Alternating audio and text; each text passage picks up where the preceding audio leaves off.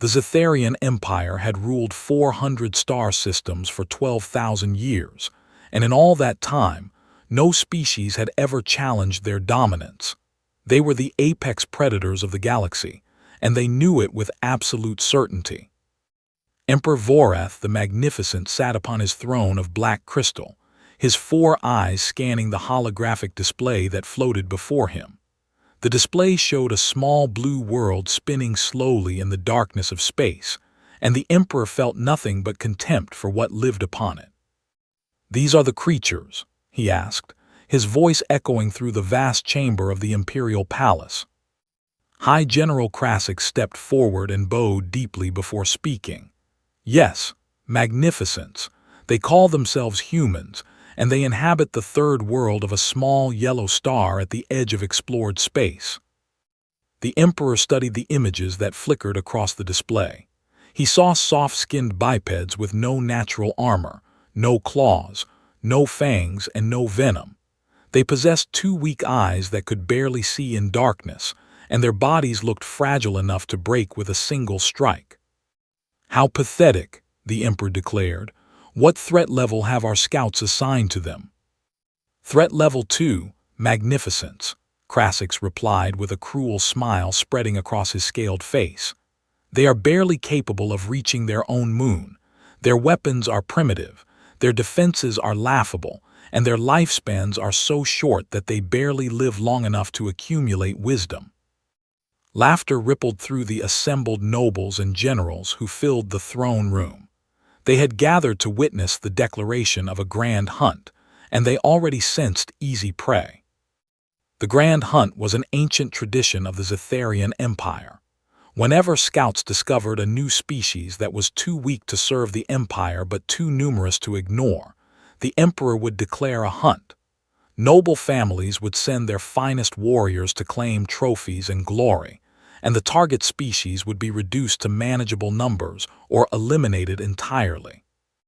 It was sport, it was tradition, it was the natural order of things. "I declare the 16th Grand Hunt," Emperor Vorath announced, rising from his throne with his ceremonial cape flowing behind him. "The target is the species known as humans. The hunting grounds are their homeworld, which they call Earth. Let all noble houses prepare their hunting parties, and let glory be claimed in the name of the Empire." The throne room erupted in cheers and roars of excitement. Already, the nobles were calculating their chances, planning their expeditions, and dreaming of the trophies they would bring home. But in the back of the chamber, a single figure did not cheer. Ambassador Kethra, a xenobiologist who had fallen from favor years ago for her unpopular opinions, watched the celebration with growing unease. She had spent 3 rotations studying the human transmissions that the scouts had intercepted. She had analyzed their history, their behavior patterns, and their strange customs, and she had noticed things that troubled her deeply. These humans had a strange habit of smiling when they were afraid.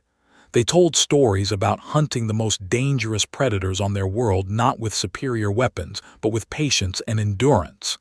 They had a concept called revenge that seemed to drive them across generations, and they formed emotional bonds with absolutely everything, including creatures that had tried to kill them. Kethra had submitted a minority report to the High Council warning them about these anomalies. She had written that humans displayed behavioral patterns inconsistent with standard prey classification, but the Council had dismissed her concerns without a second thought. "They are soft and weak," General Krasik had told her. "Your report is the paranoid rambling of a disgraced academic." Now, as she watched the hunting parties being organized, Kethra felt a cold dread settling in her stomach. She could not explain it logically, but something told her that this hunt would not go as planned. Across the Empire, thousands of ships began preparing for departure. The noble houses competed with each other to assemble the most impressive hunting parties. They loaded their vessels with pulse lances, tracking beasts, capture nets, and trophy cases. They studied maps of the human homeworld and selected their preferred hunting grounds. Lord Vexar of House Dominax chose the frozen northern regions, believing that the cold would slow the humans and make them easy targets. Lady Cytheris of House Venomer selected the dense forests of the equatorial regions, where her tracking beasts could hunt freely. Admiral Korath claimed the coastal zones, planning to use his aquatic hunters to dominate the shores. None of them bothered to study human history. None of them wondered why humans had spread across every environment on their world. None of them asked how such a weak species had become the dominant life form on their planet. The first hunting fleet assembled in the orbit of Zithar Prime, 200 ships of various sizes, carrying over 5,000 eager hunters, all hungry for glory and trophies. Fleet Commander Idris stood on the bridge of his flagship and addressed the assembled hunters through the communication network. Warriors of the Empire, today we embark on a glorious hunt. The prey is weak, the rewards are great, and victory is certain. In 3 standard cycles, we will reach the human homeworld and the hunt will begin. Prepare yourselves for glory. The fleet jumped into hyperspace, leaving trails of brilliant light across the darkness. On Earth, humanity went about its daily business without any knowledge of the doom approaching from the stars. People worked, played, loved, and dreamed. Children went to school. Farmers tended their crops. Scientists studied the universe with primitive telescopes. But in a small monitoring station in the mountains of Colorado, a young satellite operator named Maria Santos noticed something unusual on her screen.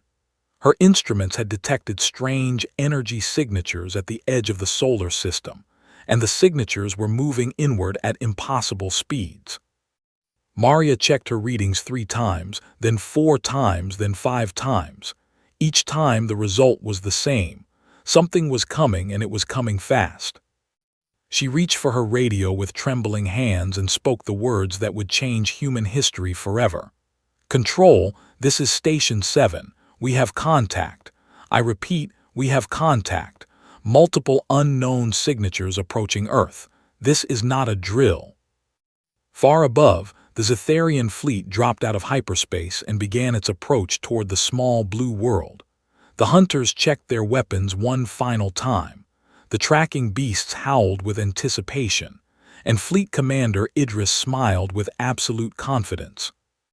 The hunt had begun, and the prey had no idea what was coming. Or so the hunters believed. 3 months had passed since the hunting fleet arrived at Earth, and Fleet Commander Idris stood alone in his command chamber, staring at reports that made no sense to him. The hunt was supposed to be easy, but something had gone terribly wrong.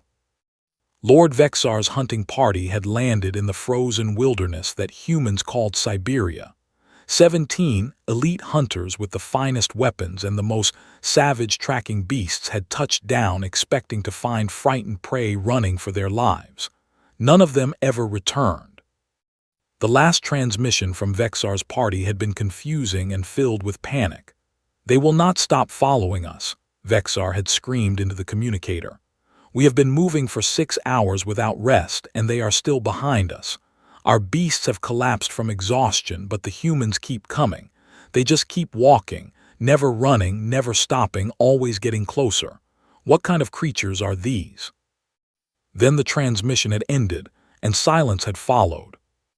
Search parties found the remains of Vexar's hunters 3 days later.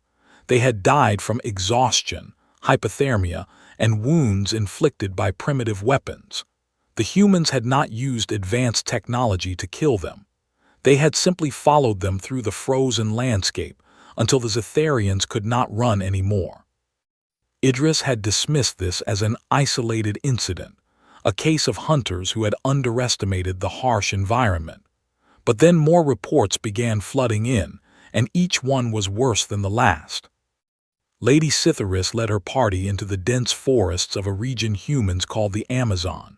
Her tracking beasts were the finest in the Empire, capable of following prey across any terrain. Within 2 days, all contact was lost.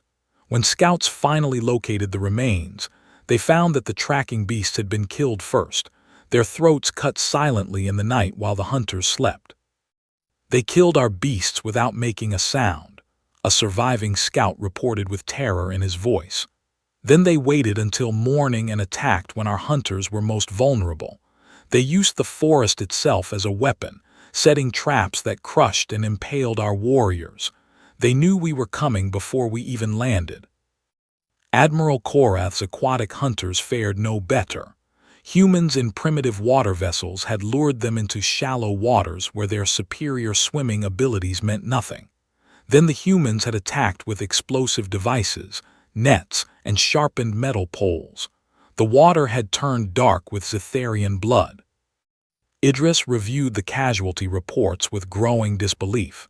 In 3 months, he had lost nearly 800 hunters, and the humans had suffered fewer than 50 deaths in return. This was not a hunt anymore. This was a disaster. But the truly disturbing reports came from the interrogation teams. The Empire had captured several humans during the early days of the hunt, expecting to extract useful information about their species. What they discovered instead had shaken the interrogators to their core. "The humans do not break," Chief Interrogator Voss reported to Idris. "We have used pain, isolation, and psychological pressure, but they resist with a stubbornness we have never encountered. And when we finally think we have defeated their will, they do something unexpected. They start asking us questions." "Questions?" Idris asked, confused by this information. "Yes, Commander. They want to know about our ships, our weapons, our social structure, our weaknesses. Even while being tortured, they are studying us. One human told me that pain is temporary, but knowledge is forever. Another said that every moment she spent in captivity was a moment spent learning how to destroy us." Idris felt a chill run down his spine despite the warmth of his command chamber. These humans were not behaving like prey at all. They were behaving like predators who had been temporarily captured. The situation on the ground grew worse with each passing week. Human military forces had initially been scattered and confused, but they adapted with terrifying speed. They studied captured Zetharian weapons and learned to use them within days. They analyzed the tactics of hunting parties and developed countermeasures. They shared information across their entire world through electronic networks that the Empire had dismissed as primitive. And then the humans began to hunt the hunters. Small teams of human warriors started tracking Zetharian landing parties. They used the knowledge they had gained from captured hunters to predict where new parties would land. They set ambushes in perfect locations. They attacked with coordinated precision that should have been impossible for such a young species. A human transmission was intercepted by Idris's communication officers, and when they translated it, the words sent fear through the entire fleet. "They bleed," the human voice said. "They bleed just like us, and anything that bleeds can die." Idris called an emergency meeting of all surviving hunting party leaders. The faces that appeared on his display screens were not the confident warriors who had departed Zithar Prime 3 months ago. These were tired, frightened beings who had seen things that changed them forever. "We must request reinforcements," Lord Kasich said, his voice trembling. "These humans are not normal prey. They learn too fast, they adapt too quickly, and they never seem to give up. We killed a human warrior yesterday and his companions did not flee. They screamed something in their language and attacked us with bare hands. Bare hands." "One of my hunters was wounded in a skirmish," Lady Morith added. "We left him behind because he could not keep pace. The humans found him, and do you know what they did? They treated his wounds. They kept him alive. They asked him questions for 6 days straight, never hurting him, just talking, always learning. When we finally recovered him, he was broken.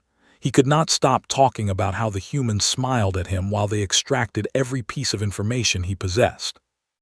Idris made his decision. He would not request reinforcements yet because that would be an admission of failure. Instead, he would change tactics and concentrate his remaining forces in a single overwhelming assault. "We will attack their largest population center," he announced. "We will show them the true power of the Zetharian Empire. When they see their city burning, they will lose hope and surrender. The remaining hunting parties gathered for the assault. Over 3,000 hunters in 100 ships prepared to strike at a human city called New York. It would be a demonstration of overwhelming force that would break the human spirit once and for all. But as the fleet descended toward the city, human anti-aircraft weapons opened fire. The humans had been preparing for this attack. They had positioned their defenses perfectly. They had been waiting. The sky filled with fire and falling Zetharian ships. Hunters who survived the crash found themselves surrounded by human warriors who showed no fear. The great assault became a great slaughter, and only a handful of Zetharians escaped. On the bridge of his damaged flagship, Fleet Commander Idris received a direct transmission from Earth. A human face appeared on his screen, calm and controlled despite the chaos of battle visible behind her. "You came to our world to hunt us," the human said in perfect Imperial standard that she must have learned from captured hunters. "You called us weak, you called us prey, and you thought we would simply die for your entertainment. You were wrong. We are not prey. We have never been prey, and now we are going to teach you what happens when you threaten our home." The transmission ended, and Idris sat in silence, finally understanding the terrible truth. This hunt was over, but the war had just begun. 1 year had passed since the Zetharian Empire declared its hunt on humanity, and the galaxy watched in stunned disbelief as the impossible unfolded before their eyes. The weak, soft-skinned creatures from the small blue world were not only surviving, they were fighting back with a fury that defied all logic. In secret facilities hidden beneath mountains and deep underground, human scientists worked around the clock to unlock the secrets of Zetharian technology. They slept in shifts, ate at their workstations, and pushed themselves beyond all reasonable limits. What drove them was not curiosity or ambition. It was something far more powerful that the Zetharians had no word for in their language. It was spite, pure, burning, relentless spite. Dr. James Wong had not slept more than 4 hours at a time in 6 months. His team had been given a crashed Zetharian shuttle and told to figure out how it worked. Normal scientific process would have taken years or decades. They did it in 11 weeks. "They said we were primitive," Wong muttered as he made the final connection in the prototype engine. "They said our technology was laughable. Let us see who laughs when we show up in their backyard." The first human-built faster-than-light ship launched from a hidden base in the Australian outback. It was ugly, covered in welded patches and exposed wiring, held together with what one engineer called hope and really strong tape. By any Zetharian standard, it should not have worked. It worked anyway. Within 3 months, humanity had a fleet of 50 FTL-capable ships. Within 6 months, that number had grown to 200. They were not elegant or sophisticated like Zetharian vessels. They were brutal, practical, and built for one purpose only: war.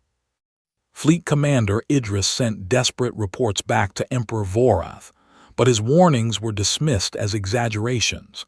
The Empire could not accept that a species they had classified as primitive prey could adapt so quickly. Surely, Idris had simply failed in his command. Reinforcements were sent, but they were not enough. The humans had learned too much, adapted too fast, and burned with a hatred that gave them strength beyond their physical limitations. The first human attack on a Zetharian position outside Earth's solar system struck a supply depot in a system the Empire called Koreth 7. The attack came without warning, executed with precision that shocked the defenders. Human ships emerged from hyperspace, destroyed the depot in 12 minutes, and vanished before reinforcements could arrive. But the humans did not just destroy. They left a message painted on the wreckage in Zetharian script. "We remember what you did. We are coming for all of you." More attacks followed. Human raiders struck communication relays, fuel stations, and patrol routes. They never engaged in fair battles. They ambushed, deceived, retreated. and attacked again from unexpected directions. They used tactics that the Empire considered dishonorable, but the humans did not care about honor. They cared about winning. Emperor Vorath finally acknowledged that the situation had become serious. He summoned Ambassador Kethra to his private chambers, the same xenobiologist whose warnings he had dismissed a year ago. Kethra stood before the Emperor and felt no satisfaction in being proven right. Too many had died on both sides for this to bring her any pleasure. "Tell me about these humans," the Emperor commanded. "Tell me everything." Kethra took a deep breath and began. "Magnificence, we made a terrible mistake. We looked at humans and saw soft skin, weak bodies, and short lives. We did not see what truly makes them dangerous." "And what is that?" "They are persistence predators, magnificence. Their ancestors survived not by being the strongest or fastest, but by never giving up. They would chase prey across vast distances, following for hours or days until their target collapsed from exhaustion. Their bodies are designed for endurance, not speed, for survival, not dominance." The Emperor listened with growing unease as Kethra continued. "But that is only the beginning.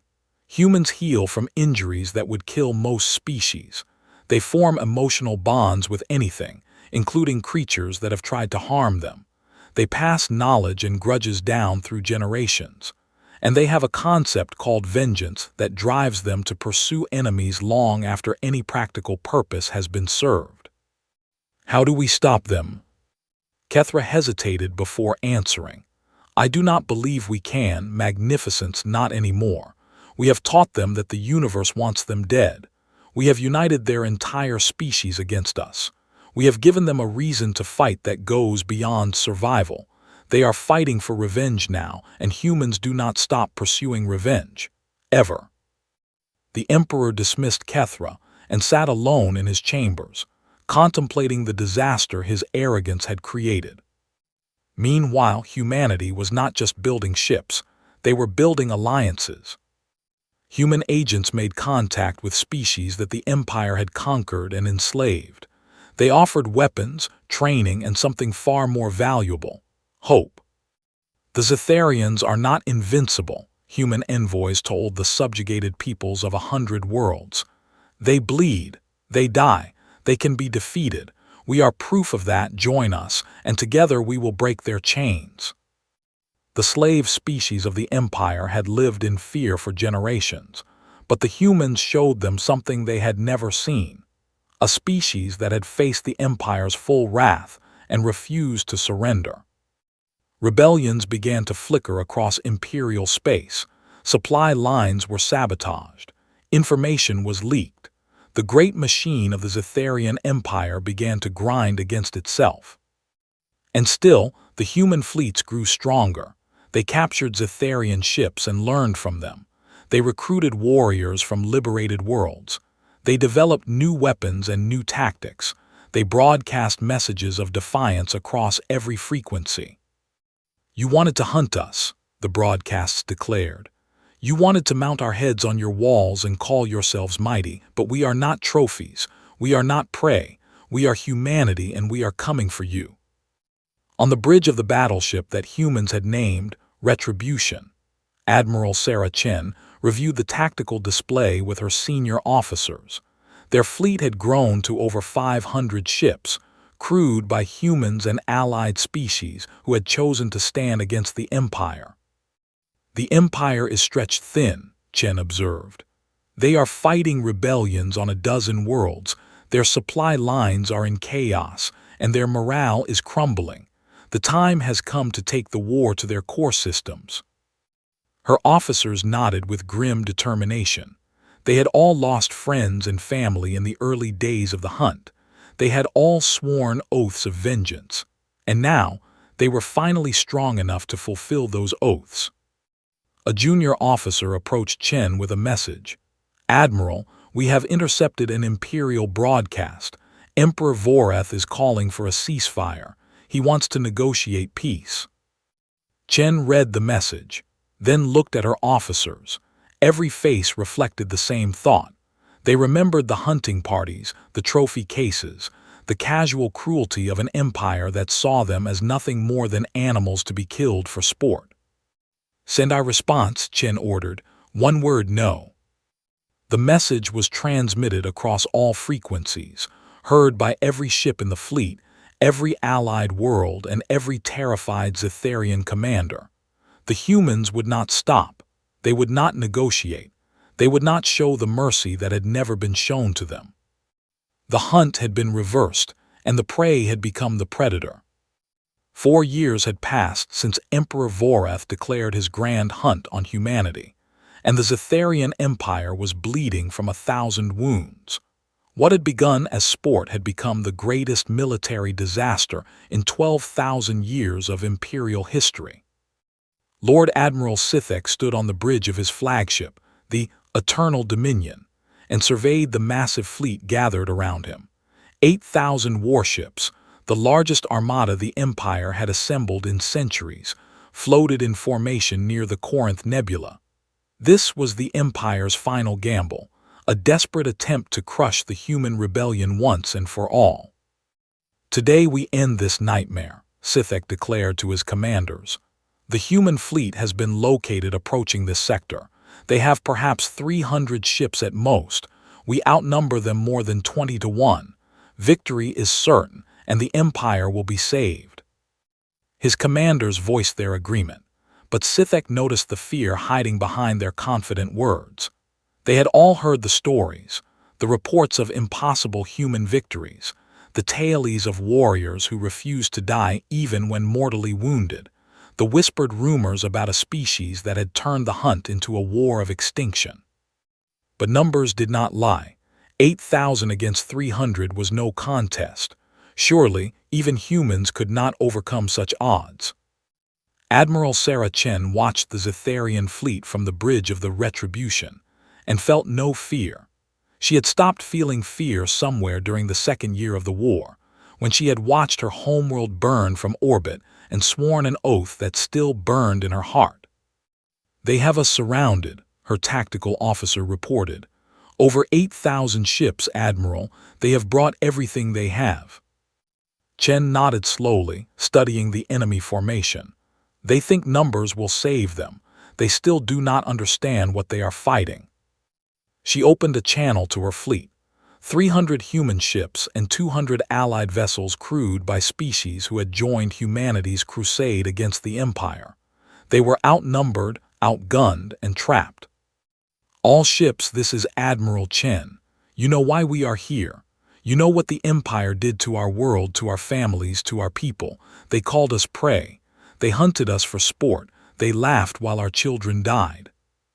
Her voice hardened into steel. "Today, we show them the cost of their arrogance. Today, we teach them that humanity does not surrender, does not retreat, and does not forgive. Some of us will not survive this battle. That is the price of freedom. But those who fall will be remembered forever, and those who survive will finish what we started."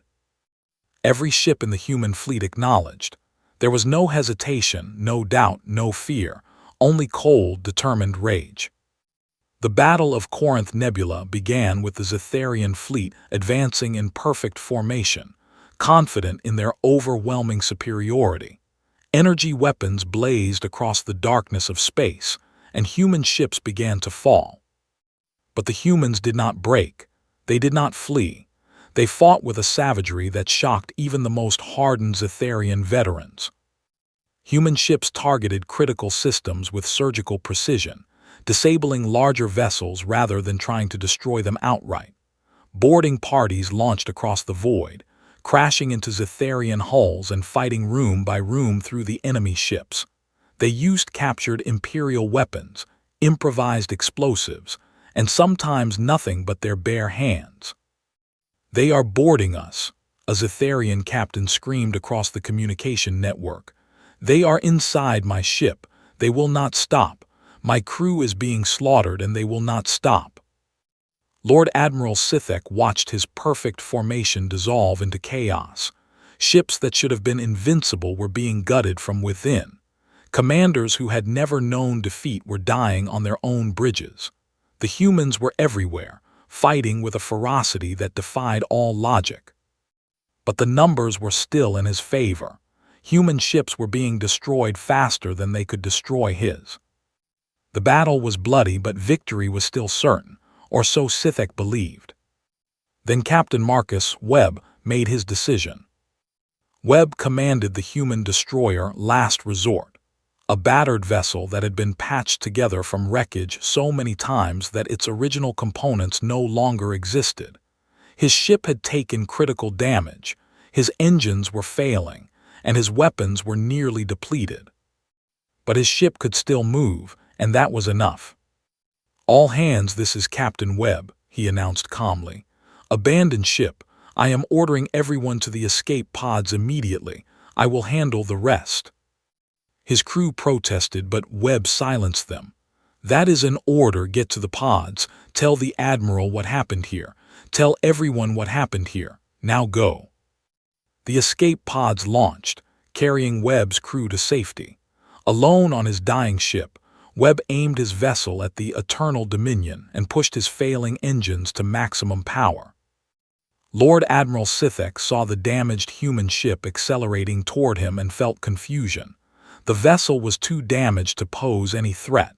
Its weapons were destroyed, its shields were gone, and it was clearly about to explode.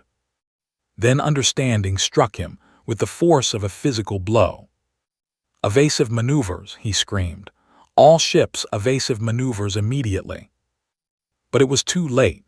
The Last Resort struck the Eternal Dominion at full speed, and the resulting explosion consumed both ships in a ball of fire that could be seen across the entire sector. Captain Webb's final transmission was picked up by every ship in the battle. "You started this. We will finish it." The destruction of the flagship threw the Zetharian fleet into disarray. Without Sithek's command, the perfect formation shattered. Ships began retreating in different directions. Commanders who had never operated without orders from above found themselves paralyzed by indecision. The humans showed no such hesitation. They pressed their advantage with ruthless efficiency, hunting down fleeing Zetharian ships and destroying them without mercy. When the battle finally ended, the Zetharian Empire had lost over half its assembled fleet. 3,000 warships had been destroyed, and another 2,000 had surrendered rather than face the relentless human assault. The humans had paid a terrible price. Over 200 of their ships had been lost, and thousands of warriors had died, but they had won a victory that would echo across the galaxy. News of the Battle of Corinth spread faster than light itself. Subjugated species heard that the humans had faced the Empire's greatest fleet and broken it. Rebellions that had been simmering for years erupted into open warfare. Worlds that had accepted imperial rule for generations suddenly remembered their freedom. Emperor Voreth received the news in his private chambers and felt his empire crumbling around him. His greatest admiral was dead. His finest fleet was destroyed, and the humans were still coming. He issued a second offer of ceasefire, promising concessions, offering to withdraw from human space entirely, begging for peace. The human response came within hours. "You cannot buy peace with words," Admiral Chen replied. "You cannot undo what has been done. You declared us prey, and now we are at your door. The only question left is whether you will face your end with dignity or cower until we drag you from your throne." The war continued. Human fleets penetrated deeper into imperial space. World after world was liberated. Species that had served the Empire for millennia switched sides, joining the growing alliance against their former masters. On Earth, which had been rebuilt from the ashes of the early attacks, celebrations erupted as news of each victory arrived. But the celebrations were always tempered by mourning for those who had fallen. Humanity remembered its dead, just as it remembered its enemies. A child who had survived the first attacks, now grown into a young soldier, spoke to a reporter about why she had joined the military. "They came to our world to hunt us like animals," she said. "They killed my parents and burned my home. I joined because someone has to make sure they never do this to anyone ever again. Not to us, not to any species in this galaxy." When asked if she hated the Zetharians, she paused before answering. "I do not hate them. Hatred is wasteful, but I will never forget what they did, and I will never stop fighting until they cannot hurt anyone else. That is not hatred, that is justice." The final campaign against the Imperial Heartland was about to begin, and humanity was ready to finish what the Empire had started. 7 years had passed since the Zetharian Empire declared its grand hunt on humanity, and now human soldiers walked through the shattered gates of the Imperial Palace on Zithar Prime. Their boots echoed through halls that had once decided the fate of billions, and the sound was like thunder announcing the end of an age. The palace guards had fled or surrendered. The noble houses had scattered to the winds. The great military machine of the empire had been broken piece by piece over years of relentless warfare. All that remained was the emperor himself, sitting alone on his throne of black crystal, waiting for the end. Admiral Sarah Chen entered the throne room at the head of a small honor guard. She had changed much in 7 years. Gray now streaked her once black hair, and scars marked her face and hands. But her eyes burned with the same cold fire that had driven her across the stars to this moment. Behind her walked representatives of every species that had joined humanity's crusade. Former slaves who now stood as free beings, warriors who had chosen to fight alongside the humans, leaders of worlds that had thrown off imperial chains. Emperor Voreth the Magnificent watched them approach, and for the first time in his 300-year reign, he felt truly small. His crown felt heavy, his throne felt cold, and his title felt like a cruel joke. He had been called magnificent because his empire had been vast and powerful. Now his empire was ashes, and magnificence had become mockery. "So," the emperor said, his voice cracking with age and defeat, "the prey has come to claim its trophy. Will you mount my head on your wall as I would have mounted yours?" Admiral Chen stopped before the throne and studied the being who had ordered the deaths of millions of her people. She had imagined this moment countless times during the long years of war. She had dreamed of revenge, of watching him suffer as her world had suffered, of hearing him beg as her people had been given no chance to beg. But now, standing before him, she felt something unexpected. She felt tired, she felt old, she felt ready for this to end. "We did not come for your head," she said. "We did not cross the galaxy for a trophy. We came because you left us no choice." The emperor leaned forward, confusion replacing resignation on his alien features. "Then what do you want? My empire is destroyed, my people are scattered, my power is gone. What more can you take from me?" "We do not want to take anything," Chen replied. "We want you to understand, we want you to remember, and we want you to make sure no one ever makes the same mistake you made." She gestured to her honor guard and they stepped back. She was alone before the emperor now, one human facing the ruler of a fallen empire. 7 years ago, you looked at our world and saw easy prey. You saw soft skin and short lives and primitive technology, and you decided we were nothing more than animals to be hunted for sport. You did not see what we truly were. And what are you truly? We are survivors. We are adapters. We are the descendants of creatures who chased prey across endless plains until it collapsed from exhaustion. We are the children of beings who tamed fire and wolves and the very forces of nature. We are stubborn, we are vengeful, and we never ever give up. Chen took another step forward. But we are also something else, something you could not understand because your empire never valued it. We are capable of mercy. We are capable of forgiveness. We are capable of building instead of just destroying. The emperor stared at her, unable to comprehend what he was hearing. You have defeated my empire, slaughtered my armies, and burned your way across half the galaxy, and now you speak of mercy. Mercy is not weakness, Chen said firmly. Mercy is strength. It is the ability to hold power over another and choose not to abuse it. Your empire never understood that. You ruled through fear and domination, and that is why you fell. Fear breeds hatred, and hatred breeds resistance, and resistance breeds defeat. She turned to address not just the emperor but all the representatives assembled behind her. The Zetharian Empire is ended, but the Zetharian people remain. They will not be enslaved or exterminated. They will be given the chance to build something new, something better, something that does not require the suffering of others to sustain itself.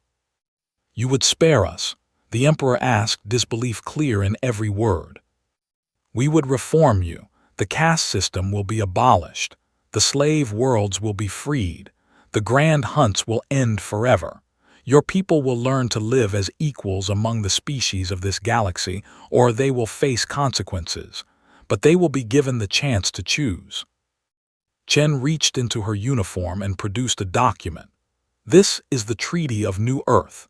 It establishes a galactic council where all species will have representation. It creates laws against conquest and enslavement. It ensures that what happened to humanity can never happen to anyone else. You will sign it, and your signature will mark the end of the old order and the beginning of something new. The emperor took the document with trembling hands. He read through it slowly, his 4 eyes scanning each line. When he finished, he looked up at Chen with an expression she had never seen on a Zetharian face before. It was hope. You truly believe this is possible? He asked. After everything that has happened, you believe species can live together in peace? I believe we must try, Chen answered. I believe the alternative is endless war and suffering. I believe that even enemies can become allies if they choose to be. And I believe that the future should not be defined by the mistakes of the past. The emperor signed the treaty. In the months that followed, the Zetharian Empire was officially dissolved and replaced by the Zetharian Republic.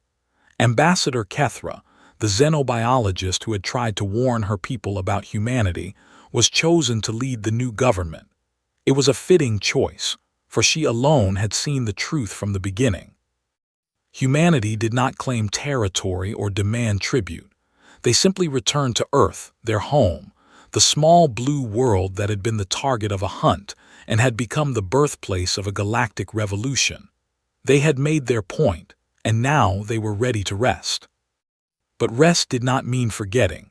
Across Earth, memorials were built to honor the fallen.